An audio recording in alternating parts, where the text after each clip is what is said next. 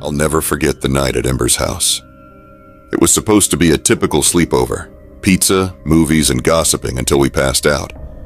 But things took a turn none of us could have imagined. We were a group of 5 girls. Me, Emily, Ember, Sarah, Grace, and Chloe. Ember had this cozy guest room with 2 beds, one for her and another for 2 of us to share.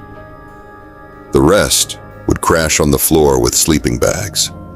We were excited, giddy even, and the evening started just like any other. We all crowded onto the bed with bowls of popcorn, watching some cheesy horror movie that wasn't really scary. It was just an excuse to scream and laugh together. Around midnight, the vibe started to shift. Maybe it was because the movie was over and the house was too quiet. Or maybe it was just that late-night paranoia setting in. Ember's parents were not home, so it was just us and her younger brother, who was already fast asleep upstairs. Chloe, always the adventurous one, decided she wanted to tell ghost stories. We all agreed, trying to outdo each other with the creepiest tales we could think of. We sat in a circle on the floor, the dim light from a single bedside lamp casting shadows on the walls. I could tell some of the girls were getting genuinely scared, especially Sarah, who kept glancing around nervously. After a while, we decided to call it a night. Grace and I claimed the bed near the window, while Ember and Chloe took the one by the door. Emily and Sarah unrolled their sleeping bags on the floor. As we settled in, I noticed Ember's bed seemed a bit off. The mattress wasn't lying flat like it should. It was slightly elevated at one end, like something was underneath it. "Hey, Ember, your bed looks weird," I said, trying to sound casual, though I could feel my pulse quickening. Ember frowned and sat up. "What do you mean?" "It's like higher at the end," I pointed. Chloe laughed, assuming I was just messing around. "Yeah, right. Nice try. You're just trying to freak us out after those stories." "No, seriously, look," I insisted, feeling a knot form in my stomach. Grace leaned over, her eyes narrowing as she inspected the bed. "She's right. It does look weird." Ember hesitated, then threw off the covers, revealing the bare mattress. The elevation was more noticeable now. She reached down to lift the mattress, and that's when I saw it. A hand, pale and bony, clutching the bed frame. My breath caught in my throat, and for a second, none of us moved. The room seemed to shrink, the air thick with fear. Then, with a sudden, panicked shriek, Ember yanked the mattress away, and there he was. A man, scrunched up in the tight space, staring up at us with wide, crazed eyes. He had dirt-streaked clothes and greasy hair, and his expression was a twisted mix of surprise and anger.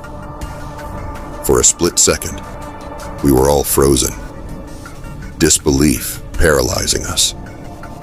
Then the room exploded into chaos. Ember screamed louder than I'd ever heard anyone scream before. A raw, primal sound that tore through the air. Grace bolted for the door, but in her panic, she stumbled, crashing into Emily, who was already halfway up, eyes wide with terror.